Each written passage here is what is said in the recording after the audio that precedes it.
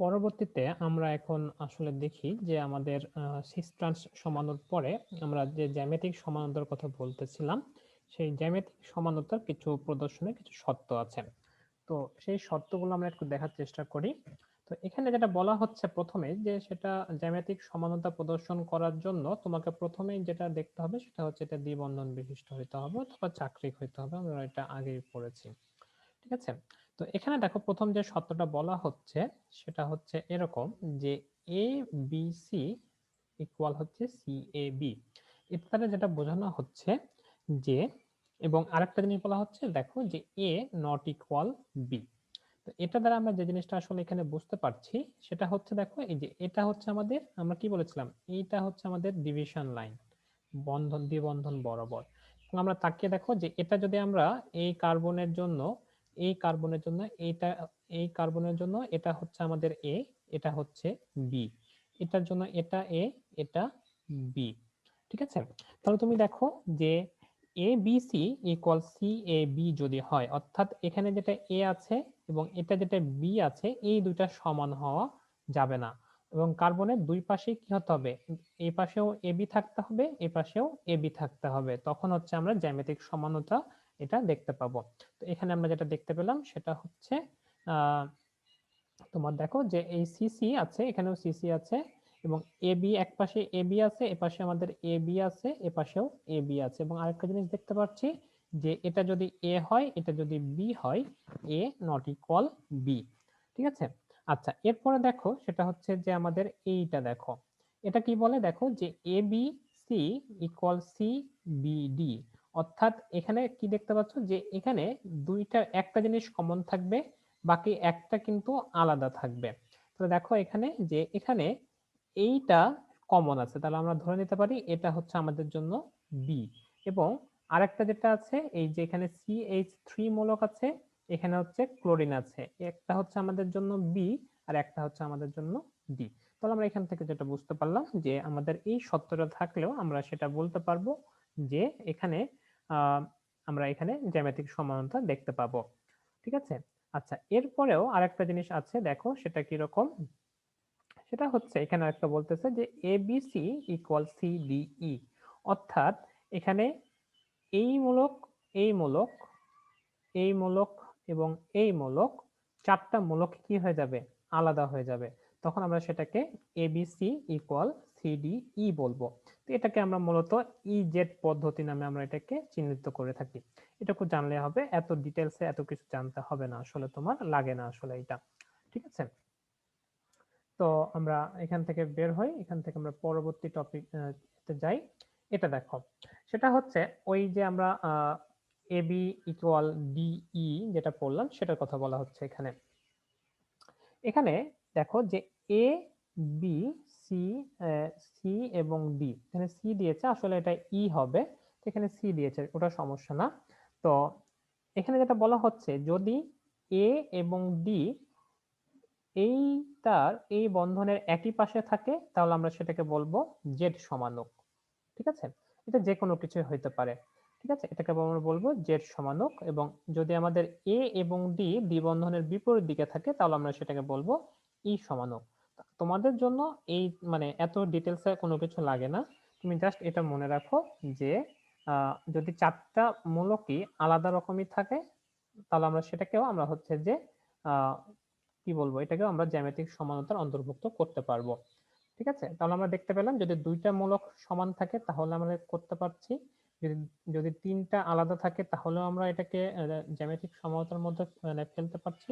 যদি চারটা থাকে তাহলে আমরা কিন্তু এটাকে জ্যামিতিক সমানতার মধ্যে ফেলতে পারছি। তো এভাবে আমরা উদাহরণগুলো দেখে ফেললাম।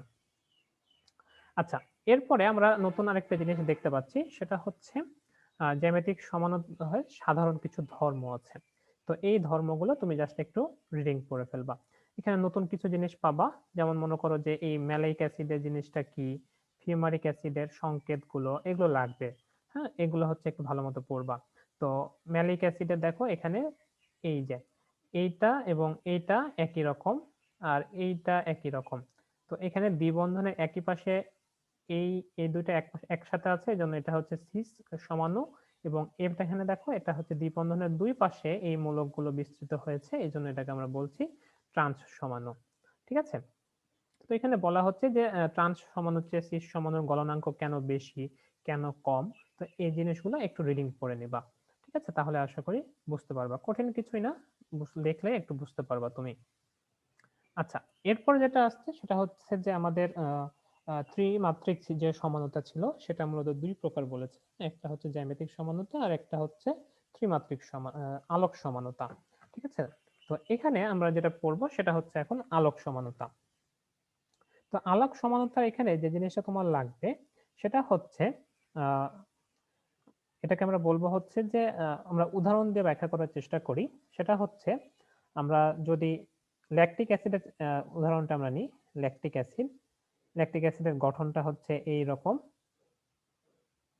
ঠিক আছে, এর প্রতিটা পয়েন্টে আমাদের হচ্ছে কি আছে, কার্বন পরমাণু আছে। ঠিক আছে, এখানে একটা কার্বন আছে, এখানে একটা কার্বন আছে, এখানে একটা কার্বন আছে, এখানে একটা কার্বন আছে।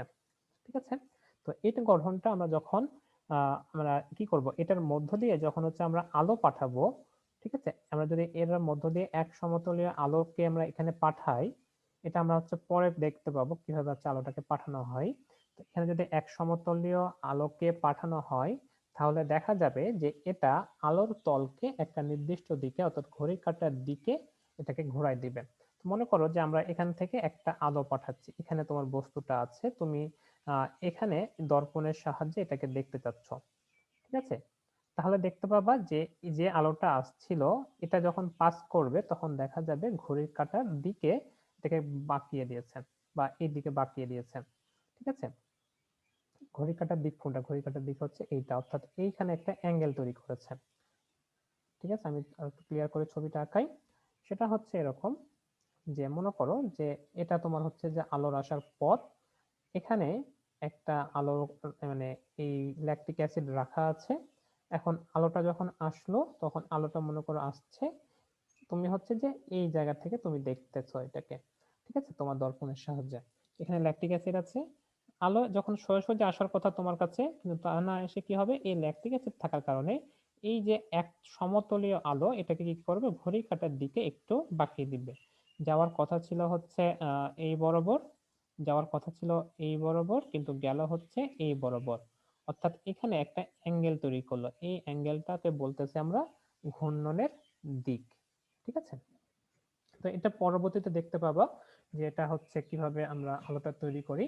তো এখানে যেটা বলা হচ্ছে যে যখন আলোটাকে ঘড়ির কাঁটার দিকে ঘোরাবে তখন আমরা সেটাকে বলবো হচ্ছে ডি ল্যাকটিক অ্যাসিড, এবং যখন ঘড়ির কাঁটার বিপরীত দিকে ঘোরাবে তখন হচ্ছে আমাদের সেটাকে বলবো এল ল্যাকটিক অ্যাসিড, যেটা তুমি হচ্ছে যে অলরেডি বায়োলজিতে সম্ভবত পড়েছো, এটা বোটানিতে। ঠিক আছে, ডি ল্যাকটিক অ্যাসিড এবং এল ল্যাকটিক অ্যাসিডের ব্যাপারটা। ঠিক আছে, তো এখানে আরেকটা জিনিস বলা হচ্ছে যে এরা কি হয়, দর্পণে সমপতিত হবে। ঠিক আছে, দর্পণে সমাপতিত হবে এবং আলোক সক্রিয় সমানতা, অর্থাৎ আলোককে যখন আমরা বাঁকিয়ে দিচ্ছি তখন সেটাকে আমরা মূলত বলতেছি আলোক সক্রিয়, অর্থাৎ আলোতে একটা পরিবর্তন ঘটাচ্ছে, সেটাকে আমরা বলতেছি আলোক সক্রিয়। যখন আলোকে কোনো রকম পরিবর্তন ঘটাবে না, জাস্ট এটাকে পাস করিয়ে দিয়ে দিবে, তখন কিন্তু সেটা আলোক সক্রিয় সমাণু না। ঠিক আছে, তো আমরা উদাহরণ দেখবো সামনে আরো, তখন হচ্ছে এটা আরো একটু ক্লিয়ার হবে, এখানে ক্লিয়ার করা যাচ্ছে না। তো আলোক সমানতা যখন আমরা পড়তে যাব বা আলোকের বৈশিষ্ট্যগুলো ইম্পর্টেন্ট, এখানে আমাকে দেখতে হবে যে বৈশিষ্ট্যগুলো কি কি আছে। প্রথমে হচ্ছে যে আলোক সমানতা প্রদর্শনের জন্য সেটাকে আলোক সক্রিয় হইতে হবে, যেটা বলতেছিলাম যে আলোক সক্রিয় না হলে কি হবে, আলোক সক্রিয় হলে সেই যৌগটা আলোকে একটা নির্দিষ্ট কোণে বাঁকিয়ে দিবে। ঠিক আছে, কিন্তু যদি আলোক সক্রিয় না হয় তাহলে ওইটা ওই নির্দিষ্ট কোণে বাঁকাতে পারবে না, সোজাসুজি ভাবে আলোটাকে ক্রস করাই দিবে ওর ভিতর দিয়ে। ঠিক আছে, আচ্ছা, এখন আরেকটা জিনিস বলতেছে যে যৌগের অণুতে ত্রিমাত্রিক গঠনে অপ্রতিসম কার্বন থাকতে হবে। অপ্রতিসম কার্বন বা কাইরাল কার্বন কি, এটা আমরা একটু পরে দেখব, এরপরে স্লাইডে সম্ভবত আছে। আচ্ছা, এরপরে কি হচ্ছে যে আলোক সক্রিয় যৌগ তল সমাবর্তিত আলোর তলকে ভিন্ন ভিন্ন দিকে আবর্তন করবে। একটু আগে যখন দেখলাম যে ডি ল্যাকটিক অ্যাসিড এবং এল lactic acid, D lactic acid কি করছিল, আলোর তলকে ডান দিকে ঘোরাচ্ছিল। ঠিক আছে, এইভাবে ডান দিকে ঘুরাই দিচ্ছিল, কিন্তু এল ল্যাকটিক অ্যাসিড কি করবে, আলো যদি এই বরাবর যায় আলোর তলকে কি করবে, এই বরাবর ঘুরাই দিবে। ঠিক আছে, এ বরাবর ঘুরিয়ে দিবে। তাহলে আমরা সেটাকে তখন বলবো আলো সমবর্তিত তল ভিন্ন ভিন্ন দিকে আবর্তন করছে। ঠিক আছে, এবং দুইটা কনফিগারেশন থাকে যারা একে অপরের উপর অউপরিস্থাপনীয়। ঠিক আছে, এবং দর্পণ প্রতিবিম্ব। ঠিক আছে, অউপরিস্থাপনীয় জিনিসটা দ্বারা আমরা যেটা বুঝতেছি সেটা একটু দেখাই তোমাকে ক্লিয়ার করে। সেটা হচ্ছে আমরা আগের স্লাইডটাতে যাই। এখানে অউপরিস্থাপনীয়, দেখো এটা কিন্তু এইটা এবং এটা কিন্তু পরস্পর পরস্পরের দর্পণ প্রতিবিম্ব। ঠিক আছে, পরস্পর পরস্পরের দর্পণ প্রতিবিম্ব। ঠিক আছে, দর্পণ প্রতিবিম্ব মানে হচ্ছে আমরা এখানে একটা আয়না নিয়েছি এবং এটাকে আয়নাতে দেখতে পাচ্ছি। আমরা তো নর্মালি জানি যে হচ্ছে যে ও এইচ এখান থেকে যত দূরে থাকবে এটাও ঠিক তত দূরে অবস্থান করবে, তাই না? তো এখন এখানে আরেকটা টপিক বলা হচ্ছিল যে দর্পণ প্রতিবিম্ব হবে এবং অউপরিস্থাপনীয় হবে দর্পণ প্রতিবিম্ব। তাহলে এখন এই জিনিসটাকে তুমি যখন এইটার উপর সরাসরি ভাবে নিয়ে এসে বসাবা, ঠিক আছে, এখন তুমি চিন্তা করো যে এটা হচ্ছে একটা জিনিস বা একটা যৌগ, এটা একটা যৌগ। তাহলে এটা যখন তুমি তুলে এনে এখানে বসানোর চেষ্টা করছো তখন তুমি কি দেখতে পাবা সেটা একটু চিন্তা করে দেখো। তখন এইটা কিন্তু পুরোপুরিভাবে এখানে বসে যাবে। এইটা বসে যাবে কোথায়? এটা কিন্তু গিয়ে বসবে এই পয়েন্টে, এটা গিয়ে বসবে এইখানে, এবং এইটা গিয়ে বসবে কিন্তু এইখানে। ঠিক আছে, তাহলে তুমি দেখো যে আমরা যদি এখন এটাকে এখন একটু আলাদাভাবে লিখে ফেলি, তাহলে এই ও এইচ এর জায়গায় এইটা যখন এসে বসবে তখন এখানে চলে আসবে এইচ, আর এইচ এর জায়গায় কিন্তু উপরে এইচ এর উপরে এসে বসবে ও এইচ, আর এখানে সি ডাবল এইচ থাকবে, এখানে সি ডাবল এইচ বসলো আর এখানে সিএইচ থ্রি বসলো। তাহলে তুমি দেখো যে এটা কিন্তু পরস্পর পরস্পরের উপর মানে উপরে স্থাপনীয় হয় নাই। উপরে স্থাপনীয় মানে হচ্ছে সুপার পজিশন করা, একটা আর একটার উপর বসে যাওয়া। ঠিক আছে, মনে করো তোমার ডান হাত এবং বাম হাত, তোমার এখানে মনে করো 5টা আঙ্গুল আছে। ঠিক আছে, এখন তুমি যদি তোমার বাম হাতকে এখানে এটা বোঝানো সম্ভব হচ্ছে না, সরাসরি বোঝানো গেলে এটা ভালো হতো আশা করি। ঠিক আছে, আহ এটা এখন বোঝানো আসলে সম্ভব না, পরবর্তীতে কোনো সময় যদি সুযোগ হয় তখন সেটা বোঝাবো। তো এটা একটু বুঝে রাখো যে অউপরিস্থাপনীয় মানে হচ্ছে পুরোপুরি ভাবে স্থাপন হবে না। ঠিক আছে, যেমন ও এইচটা চলে যাচ্ছে এখানে আর এইচটা চলে আসতেছে এখানে। ঠিক আছে, তাহলে এটা কিন্তু পুরোপুরি ভাবে স্থাপন করা যাচ্ছে না, সেজন্য আমরা এটাকে বলতেছি অউপরিস্থাপনীয়। ঠিক আছে, আচ্ছা আমরা পরবর্তী জিনিসের দিকে যাই।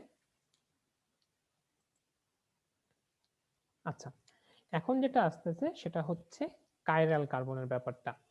কারণ আমরা একটু আগে যেটা দেখলাম যে ত্রিমাত্রিক সমানুতা দেখাতে হলে একে কাইরাল কার্বন থাকতে হবে, কার্বন পরমাণু অপ্রতিসম বা কাইরাল কার্বন বা কাইরাল কেন্দ্র থাকতে হবে।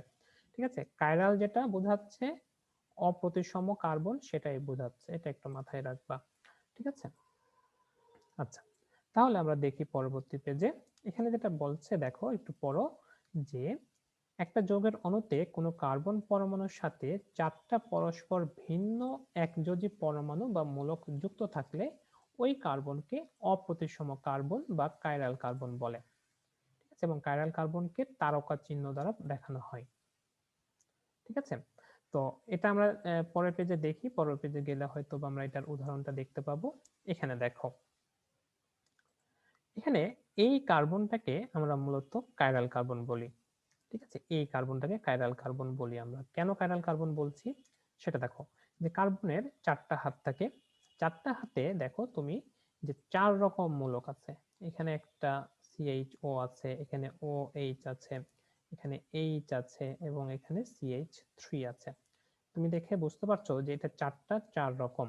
ঠিক আছে, তো কার্বন কার্বন কাইরাল কার্বনের সংজ্ঞাতে কি বলা হচ্ছিল, যে কার্বন পরমাণুর সাথে 4টা পরস্পর ভিন্ন একযোজী পরমাণু বা মূলক যুক্ত থাকবে। তাহলে ওই কার্বনটাকে আমরা বলবো অপ্রতিসম কার্বন বা কাইরাল কার্বন। ঠিক আছে, তাহলে কার্বনের 4টা হাতে 4 রকম জিনিস থাকবে। এবং আরেকটা জিনিস বলা হচ্ছে যে কাইরাল কার্বনকে তারকা চিহ্ন দ্বারা বোঝানো হয়। ঠিক আছে, তাহলে এখানে তুমি কয়েকটা বৈশিষ্ট্য দেখতে পেলা।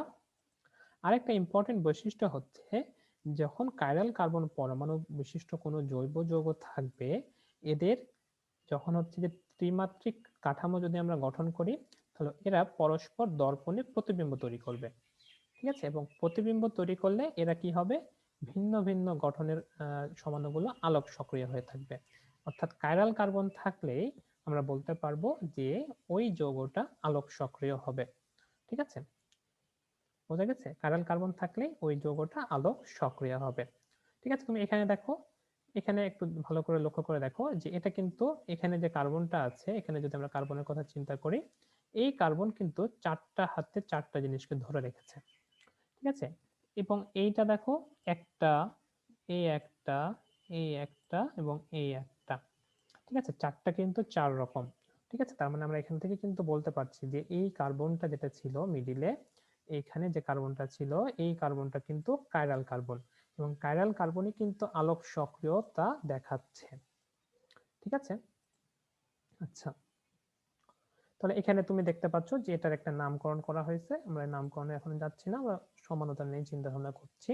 তাহলে এটা হচ্ছে আমাদের একটা, এটা হচ্ছে একটা, এবং এই কার্বনটাকে আমরা হচ্ছে যে তারকা চিহ্নিত ভাবে চিহ্নিত করতে পারবো, কারণ এটা কি কার্বন, এখানে কার্বনটা হচ্ছে অপ্রতিসম কার্বন। ঠিক আছে, আচ্ছা, তো এখন আমরা এবং এরপরে যেটা আসতেছে সেটা হচ্ছে অ্যান্টিমার বা এনানসিওমার বলতে আসলে কি বুঝো তুমি? ঠিক আছে, এগুলো সংজ্ঞা পরীক্ষায় আসে। হ্যাঁ, অ্যান্টিমার বা এনানসিওমার বলতে আমরা যেটা আসলে বুঝি সেটা হচ্ছে কাইরাল কার্বন বা অপ্রতিসম কার্বন সংবলিত কোনো যৌগ অণু এবং এর দর্পণ প্রতিবিম্ব পরস্পর সমাপতিত না হলে এরূপ দুই ভিন্ন গঠনের অণু আলোক সক্রিয় হয়, এবং এই দুই আলোক সক্রিয় সমাণুকে অ্যান্টিমার বা এনানসিওমার বলে, বা এটার আরেকটা নাম হচ্ছে অ্যান্টিপড। তো অ্যান্টিপড সাধারণত পরীক্ষায় আসে না, এটা এটা আসে না উচ্চারণটা, বা এটা মূলত দেয় না, দেয় হচ্ছে এই দুটা অ্যান্টিমার অথবা এনানসিওমার। ঠিক আছে, এবং এই দুইটাকে পরস্পর পরস্পরের এনানসিওমারিজম বলা হয়। তো এখানে দেখো, এটা হচ্ছে তোমার কার্বন, কাইরাল কার্বন। ঠিক আছে, এই সিটা হচ্ছে কাইরাল কার্বন। এখন এটা হচ্ছে কাইরাল কার্বন। কাইরাল কার্বনের আমরা কিভাবে চিনলাম, কারণ এটা চারটা হাতে চারটা ভিন্ন ভিন্ন পরমাণু যুক্ত আছে বা মূলক যুক্ত আছে, এবং এটার হচ্ছে আমরা কি করলাম, একটা দর্পণ নিলাম এখানে, এবং এর দর্পণ নিয়ে আমরা হচ্ছে দেখার চেষ্টা করলাম যে এখানে কি কি আছে, এটা দর্পণ প্রতিবিম্বটা কিরকম। এটা আমাদের দর্পণ, এটা দর্পণ প্রতিবিম্বটা হচ্ছে এটা থেকে যত দূরে OH, ঠিক কত দূরেই এখানে OH দেখতে পাবা। ঠিক আছে, তাহলে এবং দেখতে পাচ্ছি আমরা এই যে এটা এবং এইটা পরস্পর পরস্পরের দর্পণ প্রতিবিম্ব। তো দর্পণ প্রতিবিম্ব হলে কি হবে, এবং এটা দেখো পরস্পর, এখানে আরেকটা জিনিস বলা হচ্ছে, দর্পণ প্রতিবিম্ব পরস্পর সমাপতিত না হলে। সমাপতিত মানে কি, আমরা এইটাকে তুলে নিয়ে গিয়ে এখানে বসাবো, অর্থাৎ এই কার্বনটাকে তুলে নিয়ে যদি আমি এই কার্বনের উপর বসাই, তাহলে দেখো এই কার্বনের হাতে এখানে হচ্ছে OH আছে, এই হাতে H আছে, অন্য কালার নেই, এখানে হচ্ছে H আছে, এখানে COOH আছে, এখানে COOH আছে, এবং COOHটা কিরকম দেখো, এই যে COOH, এবং এখানে CH3। তা তুমি এখন জিনিসটা দেখো যে এখানে কার্বনটা, এই কার্বনটার এই পাশে COOH, আর নিচের কার্বনটার এই পাশে COOH। ঠিক আছে, মানে দুইটা দুই দিকে, এখানে H, কিন্তু এই কার্বন উপরের যে কার্বনটা আমরা পরে এনে বসালাম এটার জন্য কিন্তু OH। ঠিক আছে, তার মানে আমরা দেখতে পাচ্ছি যে এটা কিন্তু পরস্পর সমাপতিত না হচ্ছে। সমাপতিত না হচ্ছে মানে কি, সমাপতিত মানে হচ্ছে সমানভাবে আপতিত। ঠিক আছে, সমানভাবে আপতিত যদি না হয় তাহলে আমরা কি বলবো, সেটাকে সমাপতিত হচ্ছে না, পরস্পর সমাপতিত হচ্ছে না। তো যদি পরস্পর দর্পণ প্রতিবিম্ব পরস্পর পরস্পরের উপর সমাপতিত না হয়, তখন আমরা কি বলবো, এইটাকে এবং এইটাকে পরস্পর পরস্পরের অ্যান্টিমার বলবো বা এনানসিওমার বলতে পারবো। ঠিক আছে, তো প্রথম যেটা আছে মূলক আছে, প্রথমটা হচ্ছে আমাদের ডিল্যাকটিক অ্যাসিড, কারণ হচ্ছে এটা ডান দিকে ঘোরাচ্ছে 2.24 ডিগ্রি, এবং এল ল্যাকটিক অ্যাসিড কি করবে, এর আবর্তন হচ্ছে -2.24 ডিগ্রি, অর্থাৎ একটা হচ্ছে এই দিকে ঘোরাচ্ছে ঘড়ির কাঁটার দিকে, এটাকে আমরা পজিটিভ বলতেছি, আর একটা হচ্ছে এই দিকে ঘোরাচ্ছে, এটাকে আমরা নেগেটিভ বলতেছি। ঠিক আছে, কিন্তু এখানে বলা হচ্ছে কি আবর্তন সমান কিন্তু দিক হচ্ছে বিপরীত। ঠিক আছে, তাহলে আমরা অ্যান্টিমার বা এনানসিওমার জিনিসটা আসলে কি সেটা বুঝলাম, যে এরা পরস্পর কাইরাল কার্বন বিশিষ্ট হবে এবং এরা পরস্পর পরস্পরের দর্পণ প্রতিবিম্ব হবে। পাশাপাশি আমরা যদি এটাকে মানে সমাপতিত করতে চাই তাহলে দেখা যাবে যে এটা পরস্পর পরস্পরের সমাপতিত হচ্ছে না আসলে। আচ্ছা, এরপরে দেখো, এরপর আমরা হচ্ছে যে এখানে একটা ছক দেওয়া আছে, ছকটা খুবই ইম্পর্টেন্ট পরীক্ষার জন্য। এখানে বলা হচ্ছে কার্বন সংখ্যা যদি 4 হয় তাহলে হচ্ছে তোমার এটা সমাণু সংখ্যা হবে 2টা, কার্বন সংখ্যা 5 হলে এটা সমাণু সংখ্যা হবে 3টা, কার্বন সংখ্যা 6 হলে সমাণু হবে 5টা, 7টা হলে 9টা এবং 8টা হলে 18টা। ঠিক আছে, এটা তুমি মনে রাখতে পারো, এটা পরীক্ষায় মাঝে মাঝে পরীক্ষায় আসে যে কার্বন সংখ্যা অর্থাৎ বিউটেনের সমাণু সংখ্যা কয়টা হবে বা বিউটেনের সমাণু কয়টা হবে। ঠিক আছে, অর্থাৎ আমরা মেনলি এখানে হিসাব করব কার্বনের সংখ্যার উপরে। ঠিক আছে, কার্বন যদি 4টা থাকে তাহলে এর সমাণু হবে 2টা, এটা মনে রাখতে হবে। ঠিক আছে, অনেক সময় এমসিকিউতে দেয়, অথবা মনে করো তোমাকে বললো 5 কার্বন বিশিষ্ট একটা যৌগ তার সমাণু কয়টা হবে, তুমি যদি এই সংখ্যাটা মনে রাখতে পারো, ঠিক আছে, তাহলে দেখা যাবে তোমার সমাণুগুলো বের করতে টাইম কম লাগবে। আর যদি মনে রাখতে না পারো তাহলে সমাণুগুলো বের করতে একটু সময় সাপেক্ষ হয়ে যাবে তখন। ঠিক আছে, তো আসলে এই তোমার পরীক্ষায় যে এই 5টা থেকে বা 6টা থেকে আসবে তা কিন্তু না, এর বাইরে থেকেও অনেক কিছু আসতে পারে।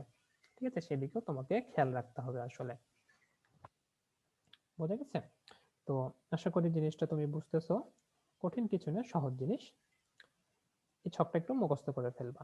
ঠিক আছে, 4টার জন্য কয়টা, 5টার জন্য কয়টা, এভাবে।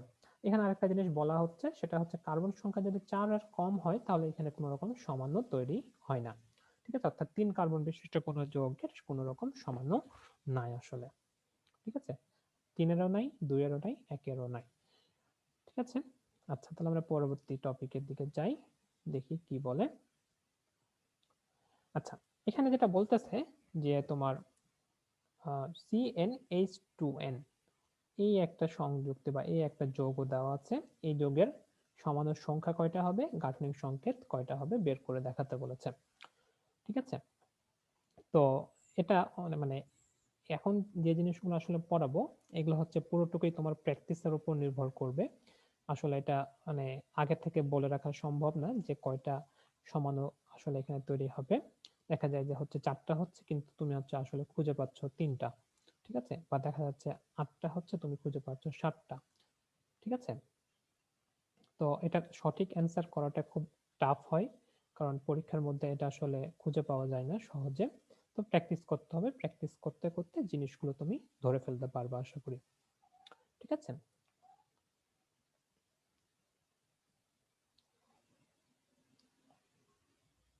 আচ্ছা।